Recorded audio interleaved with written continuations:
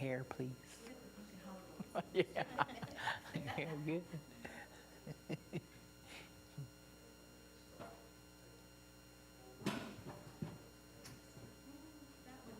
one was broke last night. Certainly is broke today. Yes.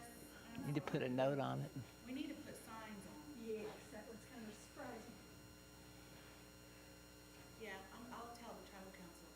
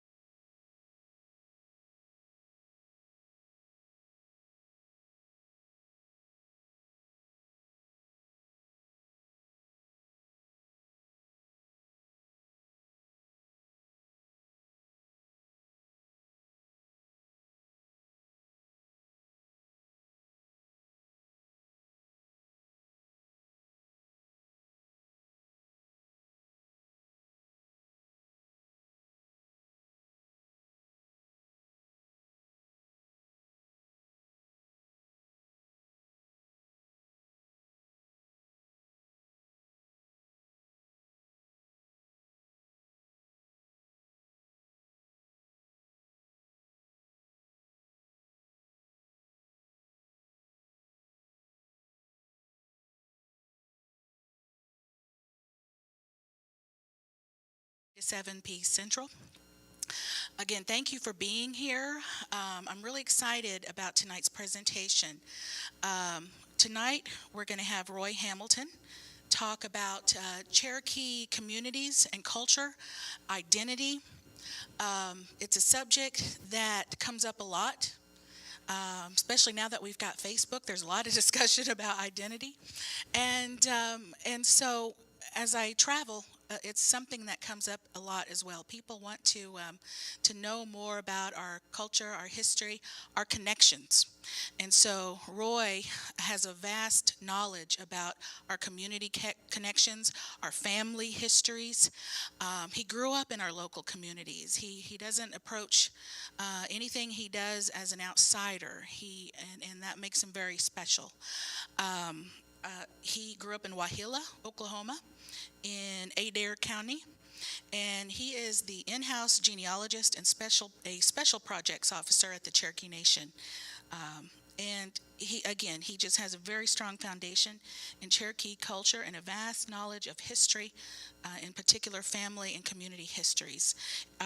He attended the Flint Ceremonial Grounds at Echota in Adair County growing up, and I believe that really informed a lot of his identity as well.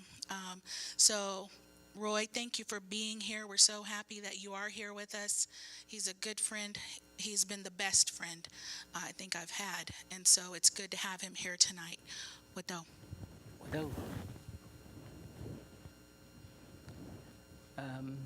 I was going to talk about cultural identity from a community perspective a little bit tonight. And to do that, I think first we have to talk about what's identity.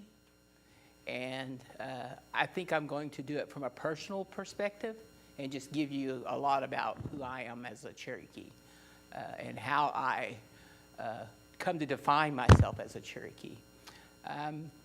Like Donnie had said, I grew up in a Cherokee community called Wauhilla, which is in Adair County. I was surrounded by my grandmother, my mother's sister and brother, and my great uncles. So everybody within a radius, I would say, of at least 25 miles or so, probably. There was somebody related to me. And then we traveled over to Echota, or to the community of Echota, to the Flint Stop Ground, which was only a short distance, but sometimes we went by wagon, so it was a little bit longer distance. And very uncomfortable because as a child I was scared to death of wagons. And that's because they bounce so much. And I had this fear I was going to fall out of the wagon and get ran over. And I made up this whole thing in my head that it was going to be a horrible disaster every time I went to the stomp ground, just because I fell out of a wagon. But it never happened. My identity, I think, is based, well, first, identity is what we think of as ourself. So really nobody else can tell you what your identity is. They might want to, and often they will, because maybe it's human nature to want to make a judgment of people, even if it's based on who they are in their identity. But that's really self, identity is a self thing. So I do that, you do it myself, you do it yourself.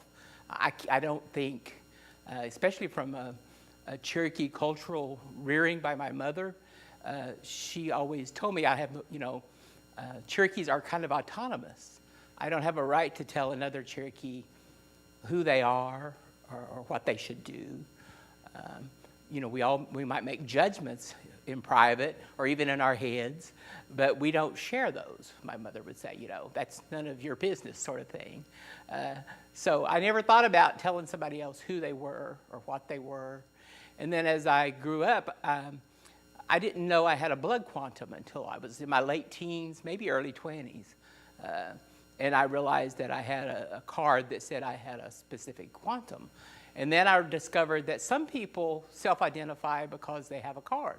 And I'm talking about it's called a CDIB card, Certificate of Degree of Indian Blood, from the Department of the Interior. That never occurred to me that should be an identity factor, but today I realize for some people it is.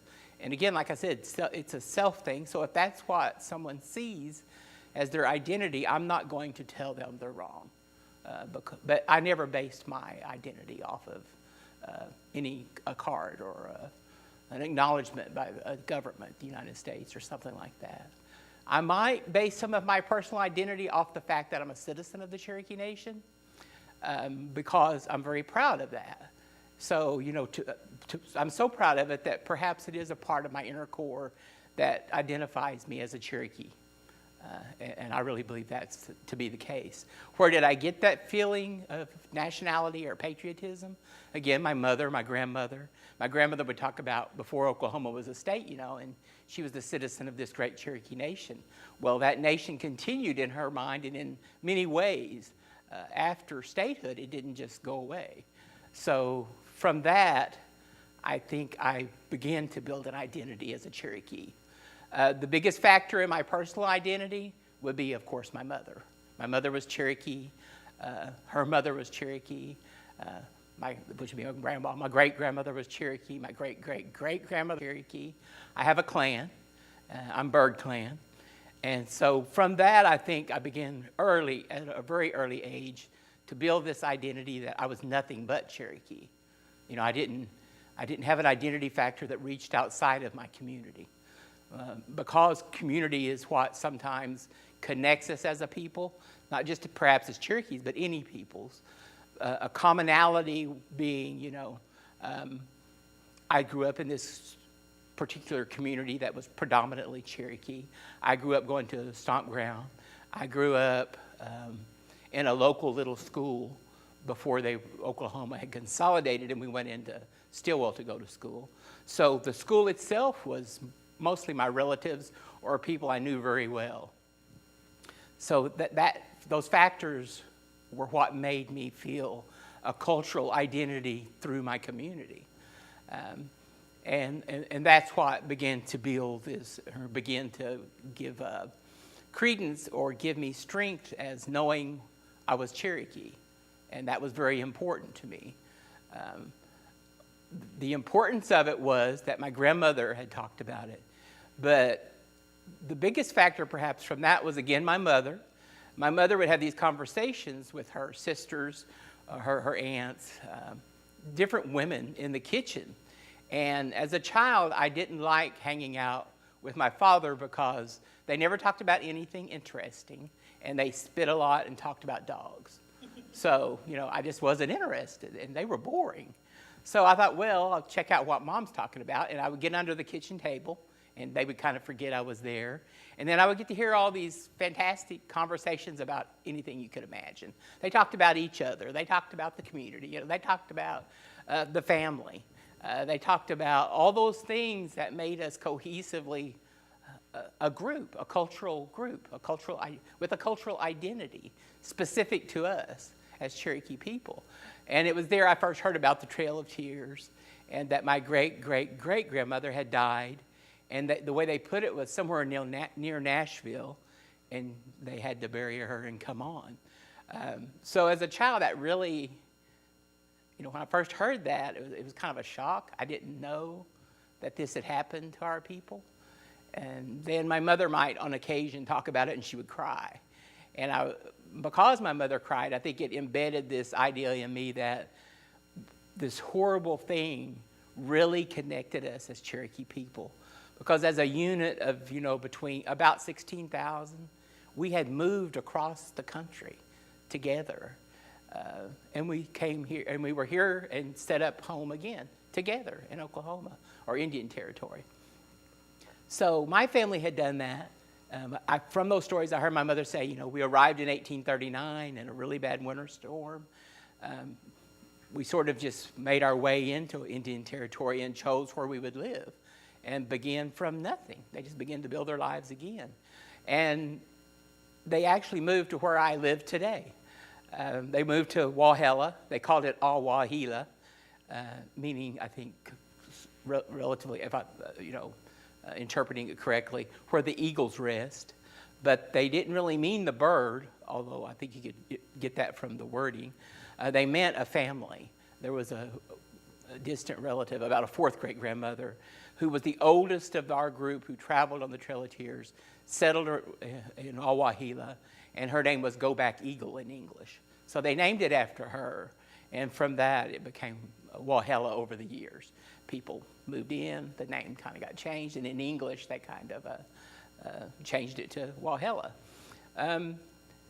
But it's that community that they stayed in, my family stayed in, until statehood and the allotment era, and my grandmother received an allotment, and then she left that allotment to my mother and her sisters.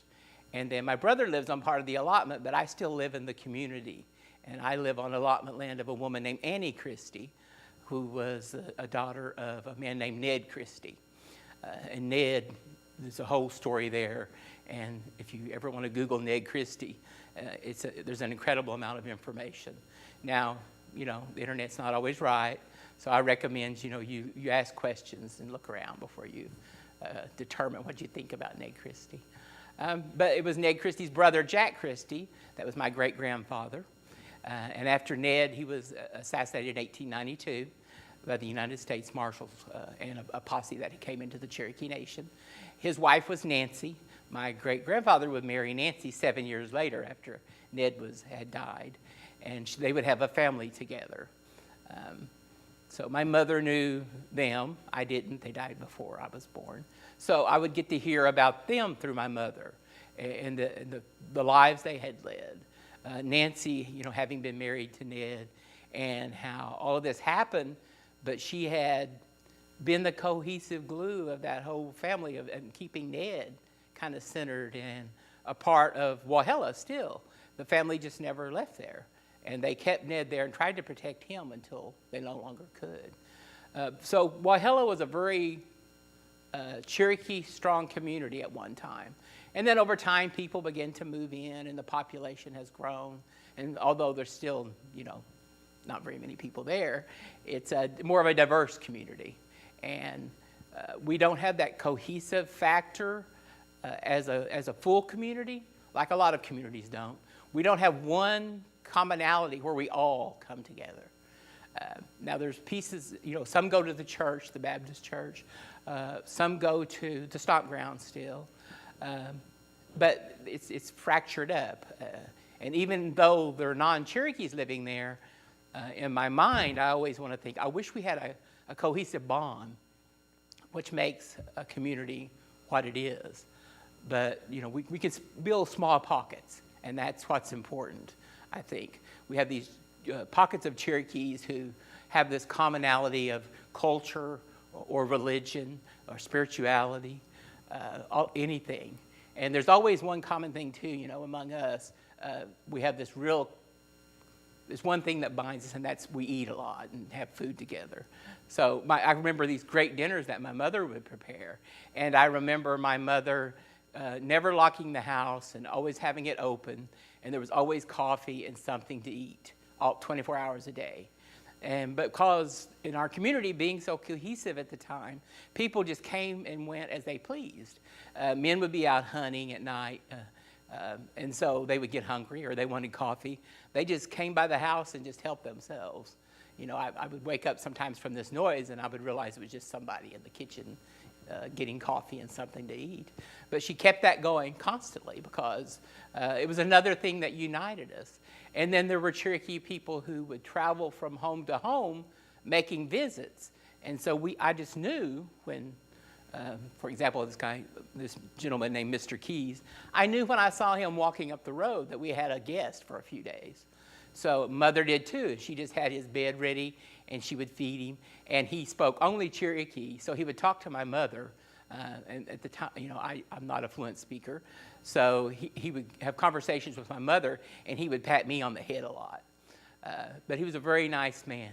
And then when he quit coming, it really concerned me, and it turned out, you know, he had passed on.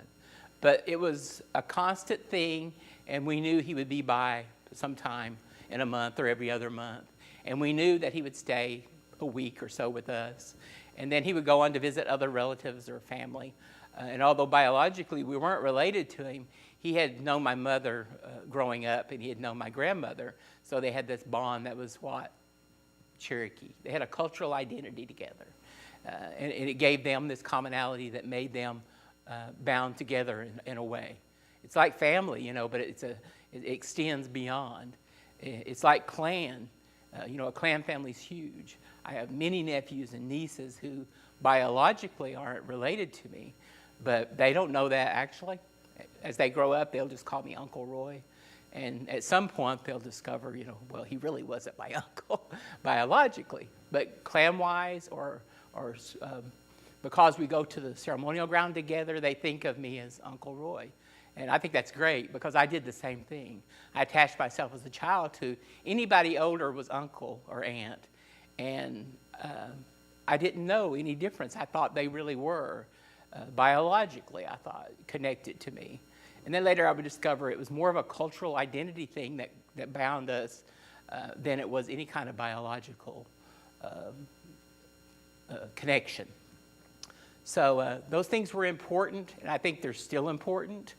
I think it's harder to do today because, like I said, our communities have changed and become more diverse with different people moving in from different places. It's something we have to make a concerted effort to organize people. You know, we begin to organize groups. We begin to come together as groups. And although I'm sure we as a people and as families, we might argue or disagree, but in the end, we still have that common core, that common identity factor of we are Cherokee. We're citizens of the Cherokee Nation. We have an ancestry that, you know, gave up a lot, suffered a lot, that for thousands of years, for years that we don't even know about, have made migrations to our homeland, we call it, in the southeast part of the United States. We don't even know all the stories, you know, all the things that made up who we are. We know we have a linguistic connection to the Iroquois language. We know things, but there's so much more. And a lot of that is connected in our oral history. So as we grow up, we hear those stories in the kitchen from our mothers or aunts and uncles, and people talking about the Trail of Tears, or talking about what it was like when they were younger during the Depression era. What it was like at statehood when it looked like their nation was gone. How did that feel to our people, you know? What if you woke up tomorrow and your nation's gone, they tell you? You're no longer who you were. You're part of another country. It must be devastating. I can't even imagine it.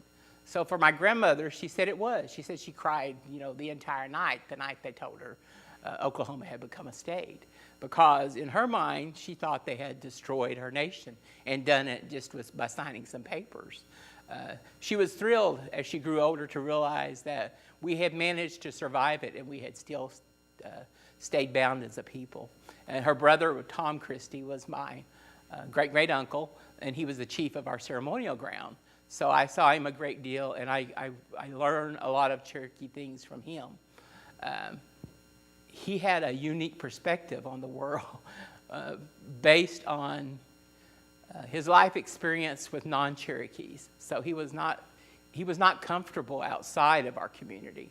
So he just stayed in our communities. And if he needed, you know, to go into town to pay bills or something, his wife did that. She was his connection out. She was his interpreter. She did all of those things for him where he wouldn't have to deal with those things that made him so uncomfortable. But it was my great uncles, my great aunts, my mother, her sisters, that gave me this great connection to a cultural identity that would later become my personal identity. As I went into, as I finished third grade and I was going into the fourth grade, they consolidated small country schools. Up to that point, I was a Cherokee child. I was a Cherokee person. And I had a Cherokee name. That's how I identified myself. In one day, when I go into town to Stillwater School, I learned that I have an English name. I didn't know my name was Roy. Nobody had ever told me. And that I wasn't Cherokee full blood. You know, the other children pointed out I had a similar look as some of them did. So they would ask, why are you playing with these little Cherokee kids? You're not like them. And I was like, yes, I am. They're my cousins, or they're my family, you know. And they would say, well, no, you're white like us. And I didn't comprehend that.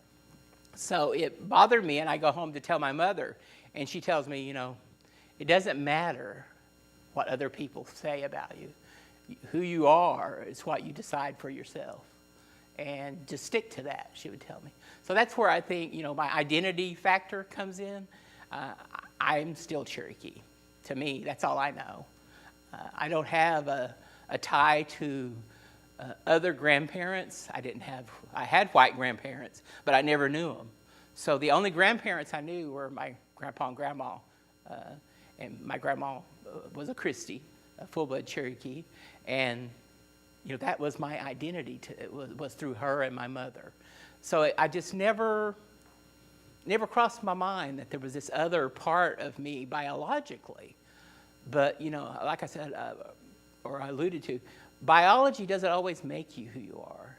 That's why I think clans are important. They reach beyond any kind of biological connection. And then I think that's why extended families, you know, we have people who become part of our lives that we feel like are our brothers or sisters or nephews and nieces, our aunts and uncles, who are just as important to us sometimes as if they were biologically connected. And it's those things, I think, that made me the Cherokee citizen that I am today. Growing up, I always had this dream to work for the Cherokee Nation. I thought, maybe. And as it became a reality for me, I'm very proud that I in some way worked for a government, and that sounds kind of odd maybe. Most people always say they really don't like government, but I'm proud that I work for a government that serves a people that I love so much, you know, that are so much a part of me. And of course, we're not perfect, and I'm not perfect, so I might stumble, I might mess up, but I think at the end of the day, my heart, and I think our government's heart, is in the right place most of the time. So I'm very proud to be a citizen of the Cherokee Nation. I wake up Cherokee and a citizen of the Cherokee Nation before I ever think about all the other things that make up who a person is, you know. There's many things that make you who you are, but there's going to be a cultural identity that really defines who you are as a person and your connection to to the country, to your government, and a connection to your past. So I think that's why I became a family historian or a genealogist. I love discovering my ancestors and other people's ancestors who are Cherokee, and acknowledging that we have that commonality, that identity factor, that cultural identity that, you know, goes back forever into a great nation that's been around. Nobody could probably even tell us how long, but thousands of years. And so when I see our people struggle with identity, it really bothers me because I've never had that personal problem myself. But I know there are people who have identity issues, and there are people who don't know how to determine the factors that they think are necessary to make them who they are as a Cherokee person.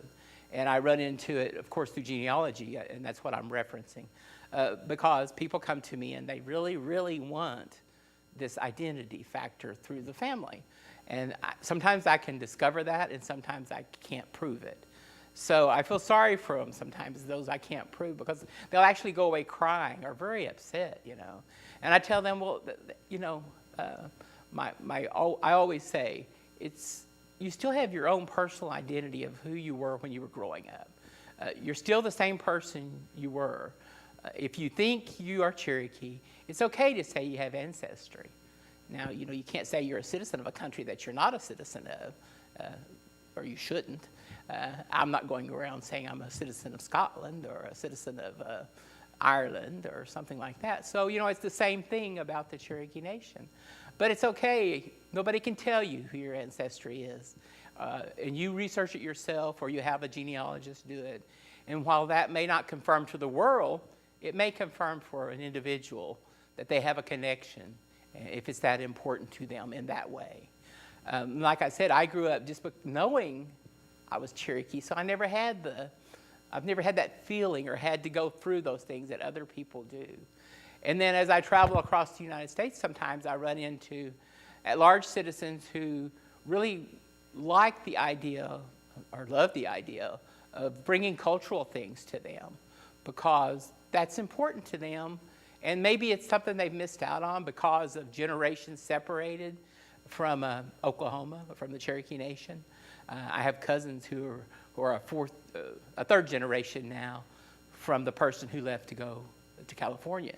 And they've never been back to the Cherokee Nation. So they don't have a concept. You know, they grew up in a different era, a different place. So their identity, their self-identity, their cultural identity is based on something totally different than my personal story. And yours is going to be totally different than my personal story. Everybody has a personal story that makes up that personal identity. And the important thing, I think, is that we want to be a part of something cultural or unique. And I think that's what makes us Cherokee people and a Cherokee Nation, is that we have a distinct cultural identity. If we didn't, we would be just like everybody else, and, you know, there would be no uniqueness. But because we have a unique cultural identity, it's within all of us, and if we all accept that and we all cherish that, it's something that can give us hope on many levels, and give us a way to not only connect as a people, but to overcome adversity. If bad things happen, it's something we can use to be connected as a people. It can help us keep from arguing, although we will, because families argue. But at the end of the day, again, we have to remember that underneath all of that, there's a core of love. And that core of love is in our identity, our cultural identity as a people. Now, this has been my personal story about identity. And like I said, I can't say every Cherokee has the same feeling I do or grew up the same way I did. When I tell people stories about how I grew up, I often realize I had a very unique upbringing for my life. When other people were getting mini bikes, had TV, all of the things that were available, I was living in a community that had no electricity, no running water. Like I said, my mother would hitch the horses to the wagon occasionally and either go do laundry at the spring, or we would go to the stock ground, or maybe to my aunt's house. But, you know, people of my age don't often have that experience. So I'm very grateful that I grew up that way, actually. And I'm very grateful that I had the opportunity, instead of watching TV or going to play on a mini bike, I was playing with my cousins some crazy game, you know, that made no sense, really. Or I was hanging out with older people, listening to my mother talk, listening to my aunts, my great uncles. And I think that's not something that was always possible for everybody. So I took it for granted for many, many years. I just assumed everybody had the same life I did, and that everybody had the same cultural connections, the same cultural identity. And I realized that now today, you know, we have 320-something thousand citizens. We all are different in so many ways. Our identity factors may be different. But when it comes to the end of the day, we still have a cultural identity that binds us. We are Cherokee citizens, and that's enough to start off with. So I enjoy going out to the communities. I really love seeing Cherokee people and bringing history and preservation stories to them, and cultural things when I can. So any part of my job that I get to go out to the people, it makes me feel really good.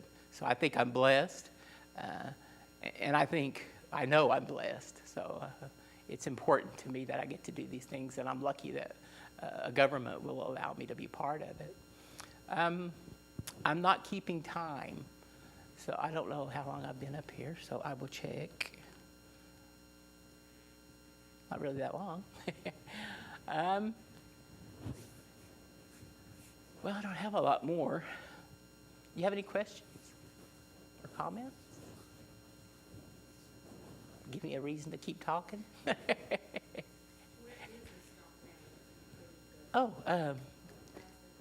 Where is my stomp ground? It is, as you leave Tahlequah on 5162, it's called going toward Stillwell, or toward Arkansas. You'll go down this real windy hill. It's called Eldon Hill. And at the bottom, you either go left or right. You take a right towards Stillwell, and after you enter Adair County, it's the second intersection to your right, and you go about 5 miles maybe. And there's a church called Echota Church. You'll see it. And then you go up the hill, and it's the top of the hill. Is that the same one? When I was little, we used to go to stomp grounds, and all I remember my grandpa saying it was Jim Wolf's place. Yes, it's the same one. Jim Wolf became chief, and they call it Wolf Ground. It's had different names. Some people called it Echota. I'm just of the habit of calling it Flint because that's what it was when I was a child. And then when Mr. Wolf became our chief, we would say, we're going over to the Wolves tonight. And then after a while, it became Wolf Ground. Yes. Yeah. Jim Wolf was our chief for a long time. And his family still lives up there, and that's where the stomp ground has been, at least since the 70s, early 70s.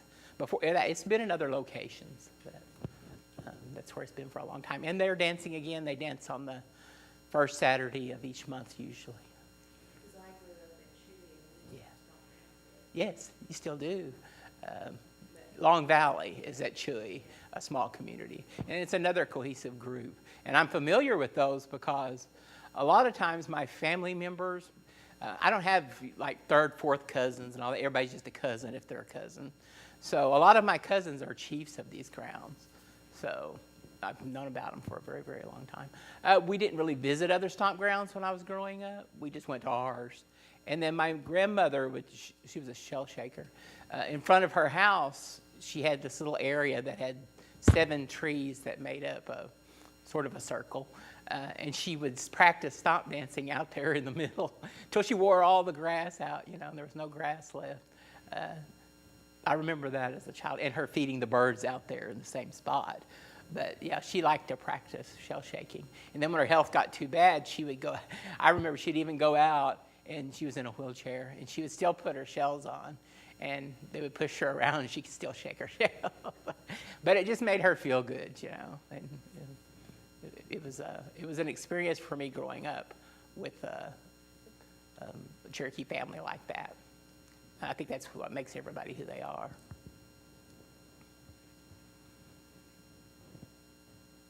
Anything else? Well, I would just talk a little bit more maybe about what it's like to be identified as something that you don't identify yourself as. And that's because I started to talk about going into Stillwell to school, and I learned my name is different, and I learned that I'm part white. But I also remember that same year, a friend of mine, Eddie, we all had to go at the same time. He was in the same class as I was in. There weren't a lot of classes. And in one particular class, we were whispering Cherokee. And the teacher came by and grabbed my ear and pulled it, and then she pulled his ear and told him, we didn't do that anymore. The policy was that we not speak Cherokee because our teachers couldn't understand us. So the state policy had become don't speak the language, you know. Well, Eddie, as we entered fourth grade, and there was no screens on the windows, Eddie jumped up and jumped out the window and ran off because she pulled his ear. And I was in shock, so I just sat there. But Eddie never went back to school. He dropped out of school in the fourth grade, at the beginning of the fourth grade. And I'm still friends with Eddie today. He's a great guy. Later on, he went and learned things he needed to learn and got his GED, and he's a great guy. But we talk, and we talk about what if that day she hadn't done that and she had let us speak our language, and what if he had stayed in school, and what ifs and what ifs, you know. Maybe he would have done a lot of different things, or his life could have been totally different. But just because in one split second this woman decided he couldn't speak his native language, it changed his life forever. And I don't think she ever realized that. And I think a lot of people who were carrying out state policy of not letting us speak our language didn't realize what an effect they were having on some of us. It just kind of scared me. I was a little bit more timid than Eddie. And I went home and cried to Mama. But I developed these tics, too, at the same time because I was really nervous about school now. So I would stretch my pockets out as far as they would go, or I'd chew my shirt collar until I chewed the end off of it. And my mother would say, quit eating your clothes and quit stretching them all out. But it was because I was so nervous. And then they made me go to speech therapy for 2 years because I spoke English with a Cherokee accent. I talked like my great uncles. Looking back, it must have sounded pretty bad, but I couldn't. There was something wrong with me. That's what they told me. There was something wrong. So I had to quit talking like that. So it really bothered me that there was something wrong with me, and I couldn't talk that way anymore because nobody had ever pointed out that I had an accent or that when I spoke Cherokee, they couldn't understand me. Everybody I knew did, at some point. So not only is it an identity factor, but when other people start telling you that you can't speak your language or something, it affects us, and perhaps our identity as well. Now, I survived it because I had a strong Cherokee community, strong family, but, you never know what another child might have thought from all of that. And it took me years. I was probably in high school before I started really. And I had a great teacher in high school who kind of brought all that out of me. And I didn't think about it. I didn't care anymore. I became more of an extrovert. And I would talk, actually. Whereas before, even at family functions, sometimes you couldn't get me to talk. And believe it or not, I wouldn't even eat because I'd tell everybody, I don't like that. No matter what it was, I didn't like it. It could be ice cream, it could be cake, it could be anything. And just because I was too nervous to eat in front of people from having been at school all day, I would just say, well, I don't like it, and that gets me out of having to participate. But those are the things, again, that I think influence or something that other people can do to influence what our identity is. And it's not just those. I always say I had a fourth grade teacher, and she was part of what helped me survive too. Going into fourth grade, she had blonde hair. She looked very white.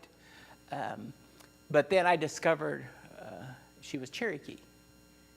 She knew what Cherokee people were like. She had been around Cherokee people. And she took a little extra time with us kids who came from the rural schools who she knew was having a difficult time. So as I finished fourth grade, she began to come visit my house, and she would bring me books. And in the summer between fourth and fifth grade, I read 136 books. But I never would have if she hadn't brought them to me and offered them. And then I got a reading frenzy. And remember, I said we didn't have a TV, so what was I going to do anyway? So I would go for walks in the woods, and I'd read and run into a tree. Mama would have me come to dinner, and I would be wanting to read instead of eat and get in trouble. My brothers thought I had gone insane. And then I began to have an imagination for the first time, too, I think, from all of that reading. her name was Betty Starr Barker. And I always tell everybody she changed my life. She's a great woman. And then again, I got through that, but that's just the particular year. And I didn't have another influence until I was in 7th grade, and it was Mrs. Patterson. And I don't know for sure, she was just so kind, and she made things easier. Although she made me do my work, she made me speak in front of the class, which just horrified me. I'm not sure what it was she did, but she was a great teacher. She's the one that actually, I think, changed my life to where I wanted to go to college. I wrote a lot of material back then, and she was an English teacher. And I think it was her influence that made me take a new track in my life, you know. So I say, you was 2 important teachers in my life. And while they were teaching me things that they were required to, I think because they had a special connection to who I was through cultural community identity, they were able to influence me in a way that nobody else could have. And I've always appreciated them, and I'm glad I told them so while I still could. And I wasn't the only child. Other children noticed it too, and I know I've heard other people say that. But, you know, that again, their reaction to me and their special attention was a cultural identity factor that helped me grow as not only a Cherokee, but a part of a bigger community that we call, you know, outside of Walhalla. I'd never been to a Pizza Hut. I'd never been to a restaurant. I'd never been to a movie. I think I was about 16 when I went to a movie. But I graduated high school without having ever been to a restaurant. And I had never been farther than Tahlequah. That was the farthest I'd ever traveled. So in one summer, I go away to college, and I discovered a pizza place and pretty much lived there. But it was all of that, I think, and other people. In college, my first roommate was a Navajo young man. And for the first month, we didn't speak to each other at all. We'd nod our heads and point our lips. We were cordial to each other, but we never spoke. And then eventually, about a month later, after a month, we sort of, well, do you want to go eat with me? Would you like to walk to the mall together? So eventually, we formed this bond that it was a tribal thing. Maybe he wasn't Cherokee, you know, he was Navajo, and I wasn't Navajo, I was Cherokee. But I think it was because we had a tribal connection. All of a sudden, we built a very strong bond for that summer as friends, really good friends. So again, outside people influence us, but they don't determine our identity. We determine our identity, and that's a good thing. We don't need other people to tell us who we are. We know. That's about all I have, unless you have some more questions or comments.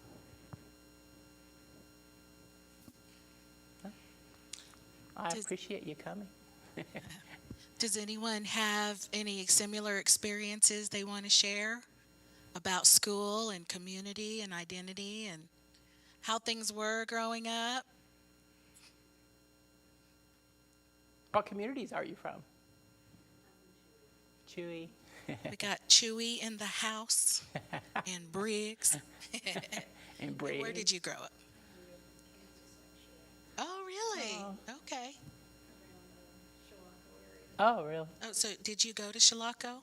You didn't? Okay. My upbringing was a little different from yours. My parents had gone through Do you mind? much of what you talked about. They weren't allowed to speak their own language, and therefore they didn't teach us. They spoke to each other over our heads. They Yeah. didn't speak to us, so we are non-Cherokee speakers. But which is sad Yeah. for us. I was just curious, when you were having this problem in your early school years, how long ago was that the state was interfering so deeply?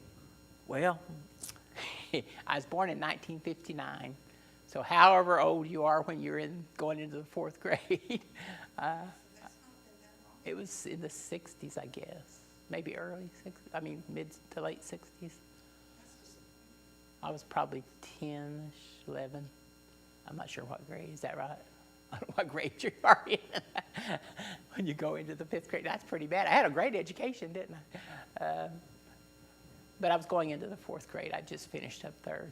And they consolidated. There were several schools that just in my almost walking distance, well, it was walking distance. I walked to both of them at different times, that both closed. And they weren't the only ones. A lot of schools closed.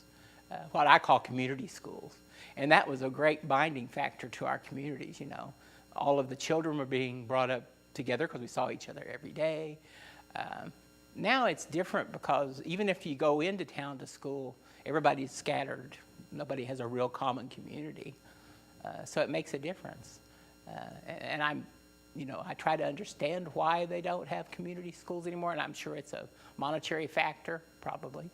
But I know that there's a goodness to it and a bonding opportunity that changes lives, you know.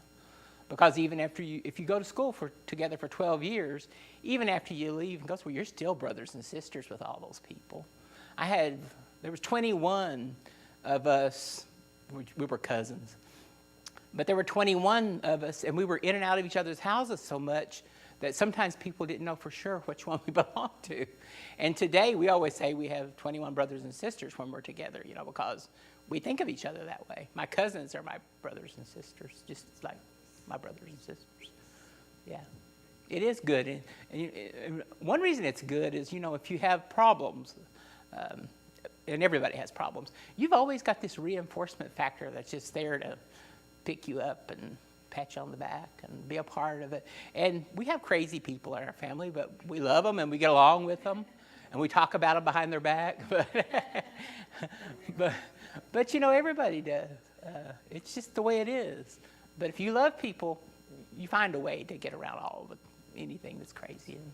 And that's why I say, as a government, we've got to find a way to get past those external things, and especially influences from outside. And remember, we're Cherokee, and there's a bonding love there that we've got to recognize again. I agree with you that when a group of us get together, there is a fellow feeling. Yeah. With Yeah. And even if you weren't brought up, you knew in your family, and maybe when you all got together, you knew you were all Cherokee, right?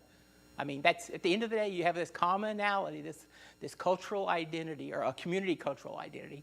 You know, you're Cherokee, and that's a good thing. No, words, phrases sometimes. And then sometimes it amazes me. I'll just remember. Then other days you couldn't get anything out of me. But I've never really spoken the language since about 3rd grade. So some unless you talk real fast, and then I'll lose you because I'm translating. You know, I'm trying to translate, and I can't translate as fast as people speak. So it's hard for me to understand. I just catch the gist. And I don't want to react on that. I'm afraid I'll react wrong. I used to do that, and my aunts would just laugh because I would respond wrong, you know. It's like, we weren't talking about that. Where'd that come from? My aunts, they would laugh, but they did it in good nature. You know, and we're a laughing people, I think. I grew up with all these laughing Cherokee women, so to me, a great sense of humor. Maybe that's how we survive all these bad things and everything else. We find a way to laugh about it and joke about it. There's probably nothing we don't joke about, at least in private, you know. Okay, Roy, I'll just speak for about 10 minutes if you don't mind. I know you need some rest. Thank Roy you. is recovering from some major surgery, and he looks good, and I've been trying not to give him things to do, but really appreciate him being here tonight. I'm glad you asked the question about language. That is so important to identity. Do you speak the language? Anybody here speak the language? I know you said that it missed your family. It missed my generation too, for the same reasons. The boarding schools and then later the public schools, they did a number on us. They changed, not just took away our language, but even how our parents and grandparents parented, because they were separated from the parents and grandparents and communities. And so it changed so much, so many things we're not even aware of. And so when we look at tackling issues in our communities, I mean, a lot of us, we come to our community meetings because, one, I think because you want to be connected to your people and community. There's that, just that social factor. But then a lot of us in these local communities in particular, there are a lot of things we're dealing with too. Drugs, alcohol. I come from Kenwood, and those things are there. And so I think that's another reason why we come together as communities and form these organizations and work with CADA and CCO. We want to find a way to help make our communities better. But when we talk about root causes, I think it goes back to that. I think it goes back to those boarding schools and public schools, and so that created a huge loss for us in some ways, but not all is lost. And so if you noticed on our sign-in sheet tonight, we added a column, Are you a Cherokee speaker? Are you a fluent speaker? We are really trying to get an idea of how many speakers we have left. It's been a very long time since we've had some good data on that. And so we had our campaign kickoff the other night, last week, and we had 111 people come, and we had 14 fluent speakers come to the meeting. And we were very excited to be able to see those numbers and to stay in touch with people and see how many people we have in our communities that can assist us in keeping our language going. I think so much is in that language. I'm not a speaker, but over the years, people have told me things like it's a spiritual language. There are things in the language that are funnier, and so it's more descriptive. There's no room for doubt in our language, where in English, sometimes you might leave somebody going, is that what so-and-so meant to say? Or, something like that. I'm told that in the Cherokee language, it is exact. There's no doubt. And so I think that reflected on our community too. That's who we were as a people. We knew what to expect from one another. We knew, I think, even how we were thinking about things. Sometimes communication is just people sitting in a room quiet, but you're comfortable and you still know what you're expected to do and that sort of thing. And I feel like that when I'm with the elders. I just sit there quietly waiting and watching and thinking, they'll let me know if they need me to do something for them, but I always watch for those things as well. And so that's an initiative we're starting under CADA and CCO, is the language program that we're launching this fall. We're very excited about it. It's going to be more community focused. We have the immersion school and we have the language program at NSU, and those are more in the education academic setting. But we thought, what can we do to get our languages back in our communities? How can we must have a community-led effort, because that's where the language belongs. And so we're hoping and encouraging elders and people that come to our meetings now to just simply pass that language on, to feel good about it.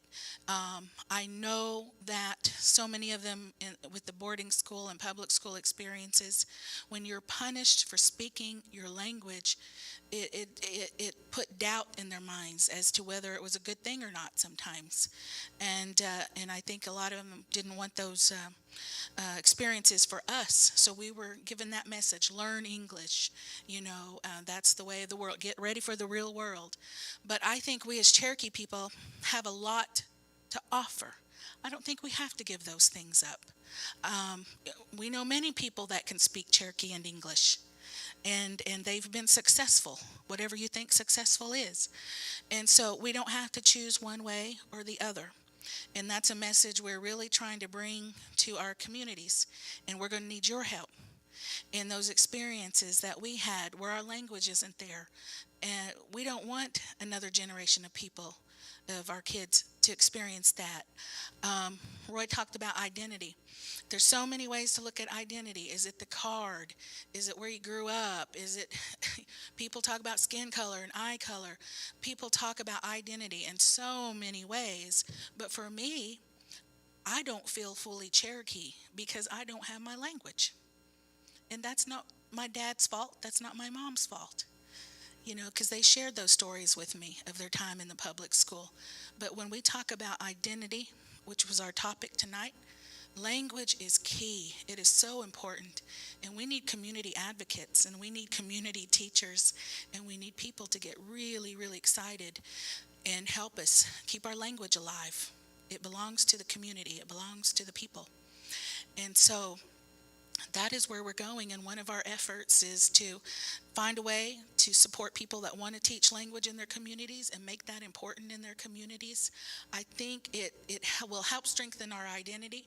I really feel like it will help us solve some of those issues and problems we deal with in our communities, because when we're strong Cherokee people, when we're Cherokee centered, I think that it helps us to understand our place in the world. We talk about identity, but we also have roles and responsibilities in our communities. Growing up, we saw women do certain things. We saw men do certain things. We saw, the elders, what their role was, and the kids many times just ran around, until they were ready to move into those roles and responsibilities. So we're really trying to move toward that in our community work, is to just make it a little bit more Cherokee again. And that means language, and that means values, and that means expectations. There's something about being Cherokee that when we know who we are as Cherokee people, we know what to expect from each other too. We know what our role is. There's no doubt that when you get to a meeting, it's somebody's job to bring the beans. It's somebody's job to put out the plates. It's somebody's job to, and those things take time when our communities are more created now. Whereas for hundreds of years, our people just grew up, in those communities, and they knew who they were going to see every day. They knew who everybody's, what everybody's role was, whose job it was to do this and that, and that's how they survived. That's the only way that they survived, was by working together. And so we're going to try to recapture that in our community work with CADA and CCO, and language is a part of it, and the kinship that Roy talked about, and the fellowship, and that sort of thing. And so we want to make it just a little bit more Cherokee again. There's no reason why we shouldn't. The building out front says Cherokee Nation. And so that's what we're trying to do. That's what we're after. And that's why I wanted Roy to speak about identity tonight and growing up. The women, the men, the elders, they still guide us. They're still important. That's still who I look to. I have I started out here with a director's position here at the Cherokee Nation, but anybody older than me, I always treated them as if, and they do, have more authority in my mind than I do, because they are my elder. And so I'm trying to bring that back to the Cherokee Nation just a little bit. I think we'll be more effective that way in solving the issues in our communities. So anyway, are there any other thoughts or questions for tonight? I'm glad you came out. I missed our full Briggs bunch. I am so used to them being here. I just love that bunch. And so, but anyway, we're going to have another one next month. It'll be the second Tuesday again. I know we're moving into Christmas. And so also remember on December 1st, we're going to have a movie night at the Dream Theater. We're going to be watching Christmas in the Clouds, and Wes Studi's in it. And so it's a really good movie. It's a fun movie. And so we're going to try to do more things like that we can just get together and have a good time and visit and get to know each other better. And so we're really excited about the things that are coming our way. That one is going to be at 6 o'clock, I believe, on December 1st at the Dream Theater. And then the next presentation will be the second Tuesday in December as well.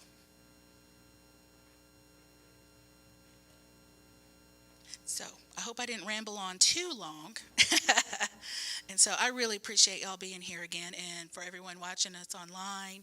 And just thank you for being a part of this, being a part of the community work that the Cherokee Nation is doing. Again, it's going to take all of us to make these changes that we need to make in our community and kind of recapture some things that are important to us as a people. So again, thank you for coming. Widow.